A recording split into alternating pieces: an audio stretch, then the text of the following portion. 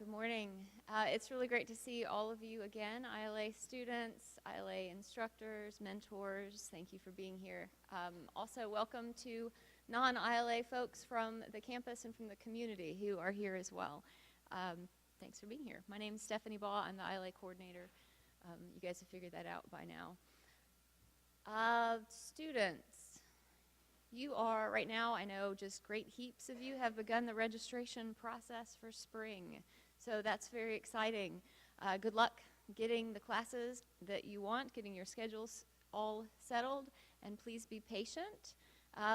We have lots of time to work out any little issues with wait lists or getting other minor things resolved. So be excited about the spring. I imagine good things are going to happen. The only other reminder I have for you today is to be sure to silence your phones.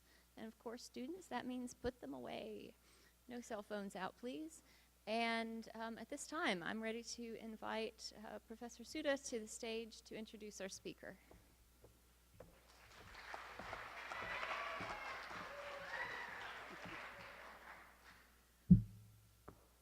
Over 5 years ago, at dusk in August, as I was leaving Austin Hall, I saw a figure walking down 9th Street, carrying a violin. Who could that stranger be, I thought? Could it possibly be Mariela Shaker, coming to us from war-torn Aleppo to be a student at Monmouth College? She was that stranger, and what an extraordinary woman entered so many of our lives here in Monmouth. Mariela already had a degree in business from Aleppo University. She came here for asylum and to study violin. She found love and support, and she has never forgotten the Monmouth community. She also taught me new meanings of the words work ethic, determination, talent, ambition, and compassion, and joy, despite the fact that her country is in such pain. She practiced 4, 5, 6, 7, 8 hours a day and inspired us so many times on this stage. She graduated from Monmouth, went on to get a master's from DePaul University in violin. But another avenue had opened. She began writing emails while at Monmouth, all over the world, hundreds, thousands of emails, hours and hours and hours, in Austin Hall at that computer. And people listened. She told her story. She talked about the plight of refugees, and she talked about the power of music. Mariela Shaker has been invited to speak at the White House, Harvard University, the United Nations, venues such as Dubai and Hong Kong and Scotland and London, and the list goes on and on and on. Last June, she received the Anne Frank Award for Humanitarian Efforts. Mariela has chosen for a little while, as she travels all over the world, to come and live in Monmouth. My husband, Dr. Suda, when he retired from teaching violin, suggested that she be our violin teacher. And for a while, we have her, and we have embraced her and this incredible opportunity. I would like to welcome Mariela Shaker, my second daughter, my Syrian daughter, and welcome her to you. Thank you.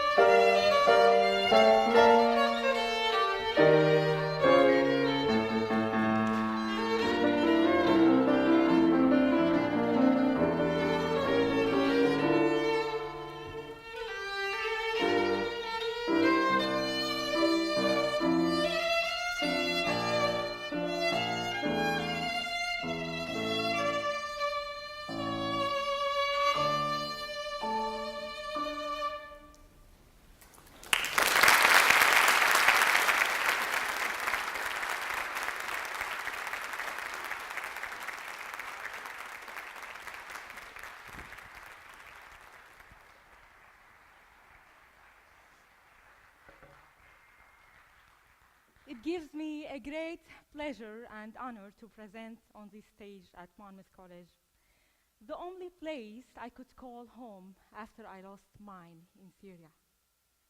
I was one of these young people in Syria whom their dreams were vanished in the war. It was an unforgettable experience witnessing the University of Aleppo in January 2013, where at least 82 people were killed. Several of them were friends of mine. I had just graduated from the University of Aleppo with a major in business administration. I was also employed as a full-time violin teacher at the Arabic Institute of Music. I was at the university trying to collect my diploma, and I did not know how I survived on that day. I can still hear the sound of ambulance and the scream of moms in my ears. Later that day, I remember walking to the Music Institute to teach, not knowing if I would make it back home in the evening, as mortars were falling everywhere, randomly. My students and I would regularly hide under the table when we heard the airstrike and missiles hitting a close neighborhood. Every day, we risked our lives by being there. Aleppo, on the other hand, used to be a very beautiful and peaceful city, filled with culture and history. It's one of the oldest cities in the world. But after more than 5 years of war, I can no longer recognize my home. A part of me still believes this is all just a dream. I'm finding it extremely difficult to accept that my city is now in ruin. I would like to show a video about Aleppo before and after the war and see how things have changed there.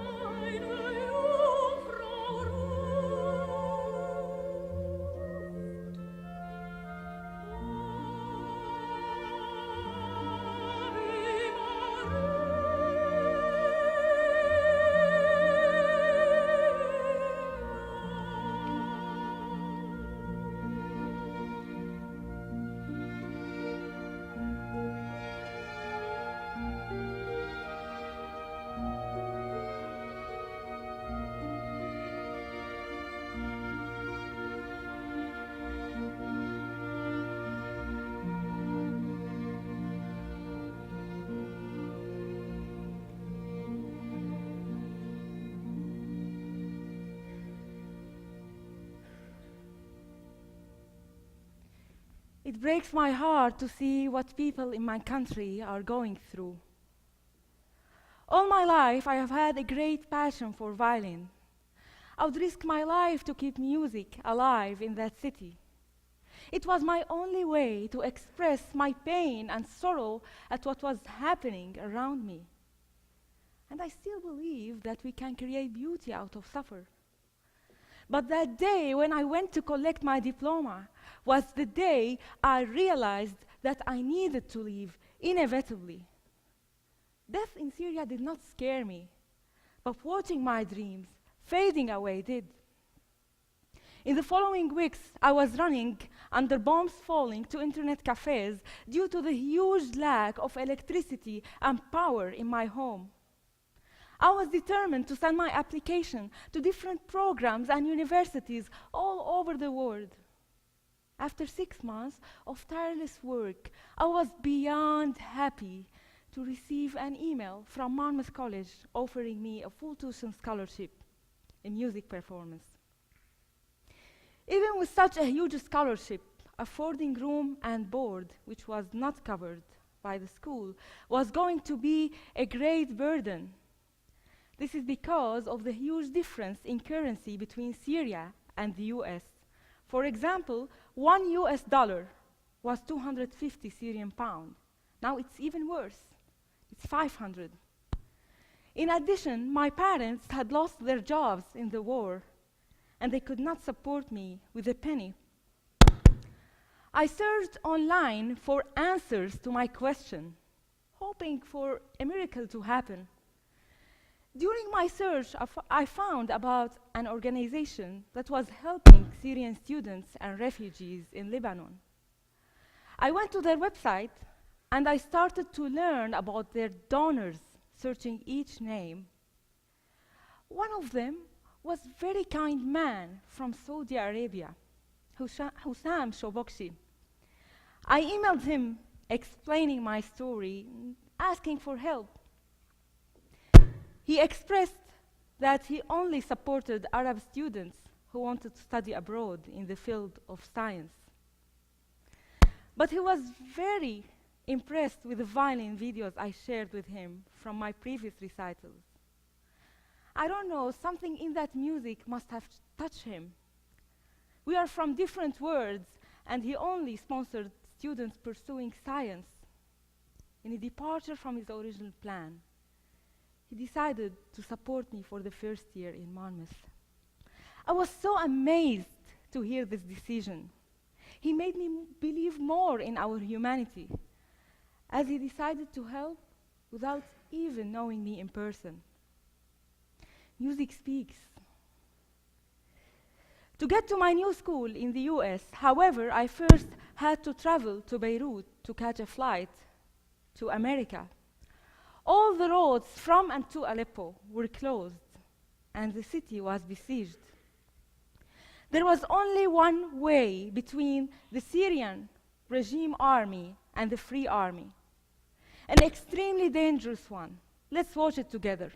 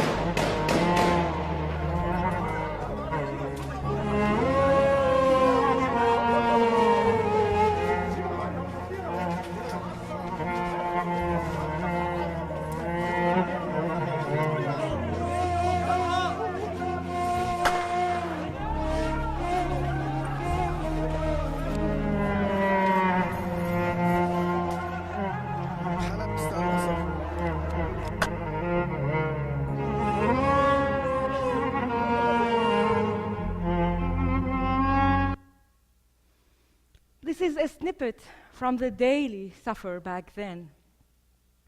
I really could not risk the life of my mom, who was going to accompany me to Beirut.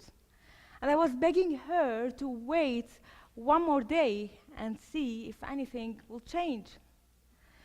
The next day, our neighbor advised us to go to an area in Aleppo where private buses gather to pick up passengers. But it would be at our own risk, as these buses are not affiliated with any company. I had to say yes because my flight ticket had already been booked, and I did not know if I would ever get a second chance.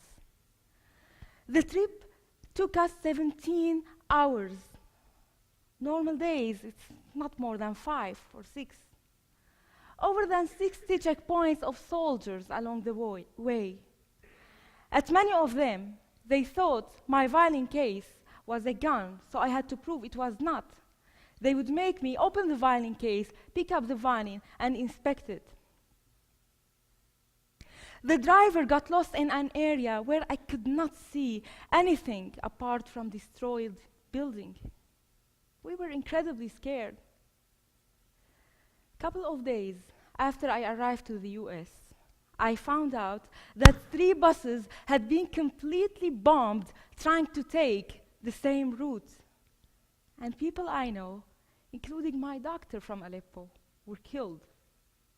It turned out that the road had become target for snipers. My violin and I made it safely to the US. The time at Monmouth College was one of the best experiences of my life. The liberal arts school and the entire community opened their arms and hearts to welcome 18 Syrian students. They offered us not only a great education, but also a safe home. It was life-changing for each one of us. My professors, David and Caroline Souda, helped me so much to overcome the language difficulties and the hardship of being separated from my family. They touched me with their warmth and kindness, and they made me a better person. My words are never enough to express my gratitude for being my family in the US. It's now 5 years later. Although I feel safe here, I live in a constant fear about my friends and relatives who are still struggling and surviving without the basic necessities of life. Last November, our neighbor across the street was killed by a rocket falling. An hour before that, she had phoned my mom to invite her to come over for coffee and visit. Fortunately, my mom had been asleep and she couldn't pick up the phone. She was saved by a miracle. For many years, my father used to go to the adjacent neighborhoods in search of wells to get water. Death was so close, and sometimes I feel that my violin has saved my life. Since I left my parents in Aleppo to pursue my studies in the US, I always wondered if they will be alive tomorrow, and if I will be reunited with them one day. I wish nothing but to see them in a peaceful place. It took me years of fear and worry until I was finally able to get them a humanitarian visa to Belgium. They arrived there this September, and I was born again. Being a refugee here taught me a lot. To be tough, to be strong, independent, and among all, to never give up. I thought that coming to the US was my dream. When I arrived, I realized that dream was just beginning. I feel I must always do my best to give something back to all people who supported me. Since I arrived, I have been working hard to achieve success in the music world and to advocate for my Syrian colleagues and friends. I graduated from Monmouth College in 2015, and I received another full scholarship for the Master of Music program at DePaul University, and I finished last year. Unable to return back home, I was granted asylum, refugee status, and permanent residency in the US. I was humbled to be honored at the White House as Champion of Change for World Refugee Day. And I feel this is a huge responsibility, as I would like to be an ambassador for my country, Syria, in the US, and conversely represent all the great values I learned here worldwide. It means the world to me to carry the Monmouth College story in my heart wherever I go. I'm grateful to have received the opportunities to speak and perform on behalf of Syrian students and refugees at so many venues, such as the Kennedy Center, Lincoln Center, MIT, Harvard, Aspen Ideas Festival, among many others. I arrived here stranger and vulnerable. But today, I'm proud to call America home. Today, I consider myself as not just a Syrian citizen, but also new loyal and devoted young American woman. The United States have always been the haven for millions of immigrants from all over the world. Refugees have always been an integral part of the fabric of this country. Global forced displacement is at an all-time high. Over than 68 million people are displaced around the world. That's equivalent to the population of California and Texas combined. UNHCR, the UN Refugee Agency, helps those who have been forced to flee their homes by providing food, shelter, water, medical care, and other life-saving assistance to refugees worldwide. I'm proud to be a high-profile supporter for the UN Refugee Agency. My role is to show the world that refugees are normal people who have dreams and ambition. They're not a burden, but displaced people who are eager to find a second chance, an opportunity.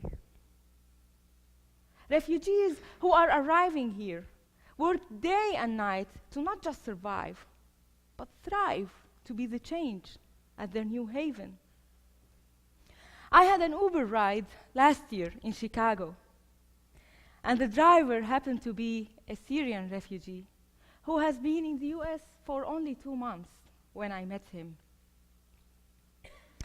He was working for Uber as his full-time job and using the Arabic navigation to go around the city. I was amazed that he hasn't been here for a long time and he doesn't speak English well. Nonetheless, he was so determined to earn his living himself and support his family. The Syrian students who also arrived here to continue their education, a large number of them have graduated. Now, they're hired by big companies such as Google and Apple. These people are so driven and keen to be part of their new communities, to be productive and proactive. And that's why we really need to include, not to exclude. I would like to show a short clip from Salam Neighbor documentary. It's about a Syrian family who has been displaced. Now, in Zatari camp in Jordan, they're crafting some handmade art pieces to manage their new life. Let's watch it together.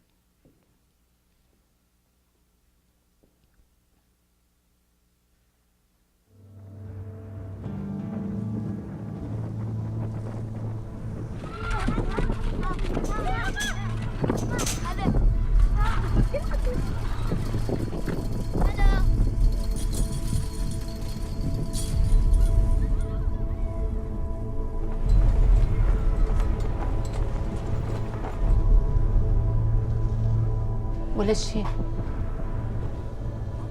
ما جبت معي غير عباية وجلابية السوق بس ما جبت معي غير هاللون غرضين بالطريق بردت قلت لها لمرة قلت لك مشان الله والله العظيم ميتة من البرد أعطيني كنزة أعطتني كنزة ولبستها. Thank you for inviting us to your home, and we haven't even seen many of these types of food. Could they explain to us what they are? أيوة وهي دوقك زيت الزعتر. بسم الله. And this is olive أيوة oil تفضل. and thyme. أيوة يلا كمان. So where did you learn to do all of these handicrafts? وين تعلمتي تعملي كل هاي الاشياء اللي انت عم تعمليها الحرفيه هاي؟ انا بسوريا كنت اشتغل هيك، كمان بيتي بسوريا كمان فيه هيك شغلات كثيره الي. اكيد كمان ايه والله. Does it cost a lot to make these? ولا شيء. ضلني هيك امشي بالزعتري تلم اكياس النايلة اللي بيلمون يساووا لنا اياها بالمفوضيه، لما من الطريق يضحكوا علي الناس بس ما يعني ما عادي. اي قصان واشتغل فيهم.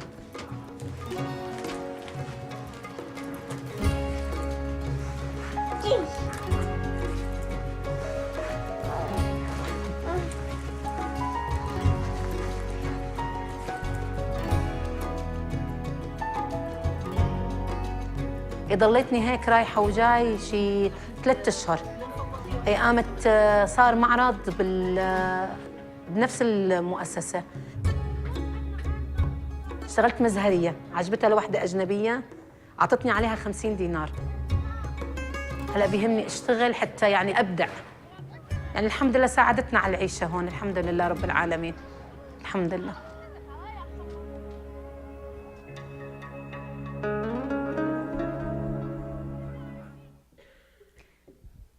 In Syria, we have many talented people, but life now is rather impossible for them.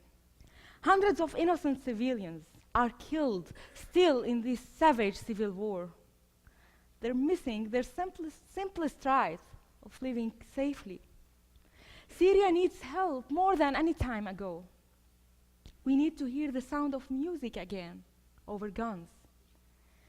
In 2016, the United Nations announced Syria is the biggest humanitarian and refugee crisis of our time, a continuing cause of suffering for millions, which should be garnering a groundswell of support around the world.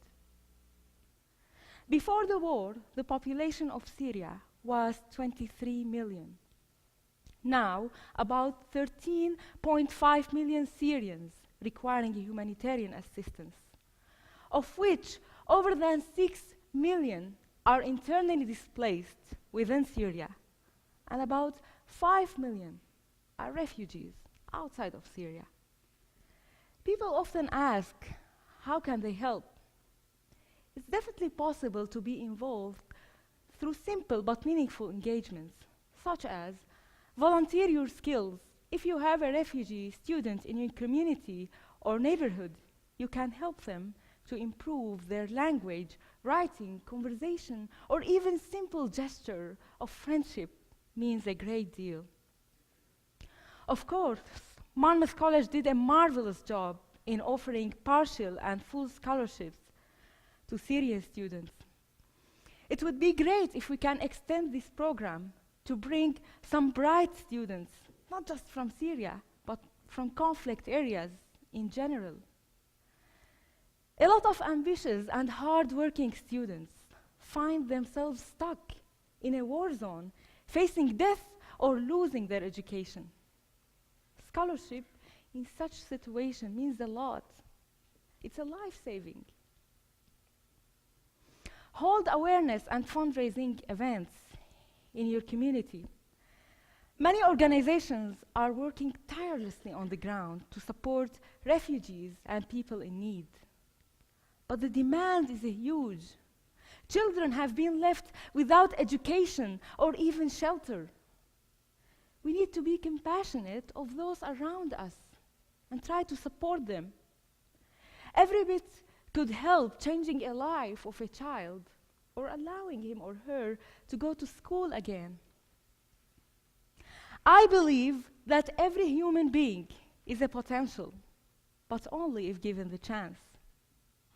I hope you all appreciate the opportunity of living in a country like the US, where you have the facilities to succeed. Others, for example, are desperate to find simple things like electricity or water. I consider myself very fortunate to have survived the war of my country. But what about the less fortunate people who are still struggling every day? There is nothing worse than living in a place where your biggest hope is to see morning next day. We all know millions of people suffered terribly during the Holocaust. Yet, the Holocaust is still ongoing in Syria, Yemen, and other regions. It's time for us to wake up and realize that education is the key. Anne Frank was so in love with reading and studying. She wanted to devote herself for this. She once said, "I must do my schoolwork to keep from being ignorant, to get on in life, to become a journalist." She realized from that early age that education is the best weapon we could have to defeat extremism and ignorance. You guys are so smart and capable. Always follow your dream and never give up. If you have a will, nothing can be impossible. Never fear of asking or knocking doors. Find your inspiration and let your heart lead the way. It doesn't have to be only music. It could be art, sport, or any gift you have a call for. Just don't sit waiting. Work hard and hunt for your opportunity. Be prepared for the moment when it arrives. I have been asked, why are you so optimistic despite all that you have been going through? It's because I chose to live, not to die. It's because hope is the only thing that motivates us to go forward. Sitting in your room and being miserable for the bad luck you have will not solve any issue. But believe and working hard that something positive might happen will certainly lead somewhere. Your efforts may not pay off this month or the following one, but be sure that bad times cannot carry on forever unless you choose so. In our life, there will be no perfect or ideal situation, but you can make it better by dedicating more time and being patient to get things done. Always believe in yourself and never allow anybody to underestimate you. We are human beings capable of doing many beautiful things if we have the tenacity and energy. My story, for example, is not just about me, but about every girl who found herself trapped in the war and fought for her voice to be heard. Never allow the circumstances you have now to challenge you and subsequently to knock you out. It's okay to fail sometimes and learn from our own mistakes. But it's never okay to shut down and welcome despair in our hearts. When I was senior at the University of Aleppo, I went all the way to London to audition for the Master of Music program. I didn't have the means to fund this trip, but I was able to push myself to make it possible. I got accepted in Trinity Laban Conservatory, and I was so excited about moving to London and pursue what I love there. Before graduating, the war escalated in Aleppo, and the last exam I had there was postponed 3 times in a row, preventing me from getting my degree in time. Therefore, I lost my opportunity there. I was extremely disappointed and exhausted. Few months later, I stood up again and I found out about Monmouth College. When I arrived here, I realized that God had made a better arrangement for me, and I never regret what I lost again. The most important part in our life is that we keep trying and never take anything for granted. Even seasons change regularly. Always depend on yourself and get ready to face this life.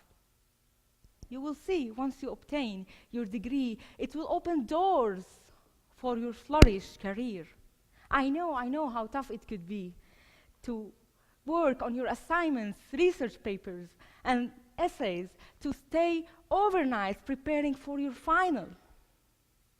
But know that all efforts you put today will return to you tomorrow once you apply to graduate schools and jobs. We're all fortunate to be here. So make sure to use all the facilities and opportunities you're offered to carefully craft your bright future. It's all in your hands to be the person you aspire to be. But always remember, no matter what or where you reach in life, don't lose your modesty. It's a great quality to keep. I will quote Gandhi in his saying, "In a gentle way, you can shake the world." I wish you all the best in your endeavor. May you all have the remarkable career you deserve. For me, I would like to one day go back to my hometown and help rebuilding the city. Rebuilding the infrastructure is just one thing that could be done with our hands. But rebuilding humanity and deconstructing antagonism from the mind of people is something else that should be done with our hearts. I feel powerless to change the current tragedy ongoing in my country. However, I believe so much in the power of music to remove barriers between people and nations. Music is the bridge that has saved my life. Surely it's not going to feed a child or build a roof to a refugee, but it can inspire people and change makers to do something. We should never underestimate the role of art or music or think that it serves the purpose of entertainment. It's exactly the opposite. It's the message behind it, and how can we deliver it? We all know music is a universal language. Through music, we communicate, advocate, and express the things which are hard to be expressed by any other language. I hope it will one day help healing the pain our world has felt and create peace platform for everyone. To conclude, I would like to perform one of my favorite pieces of music, Theme from Schindler's List by John Williams. This expressive piece commemorates the tragedy of the Holocaust. It reminds us of our humanity and moves us to take actions. This will be my prayer for a world that prevails peace, love, and unity. I'm extremely honored and delighted to perform with Team Pale. Team has always been a wonderful support, and I thank him so much for being here today.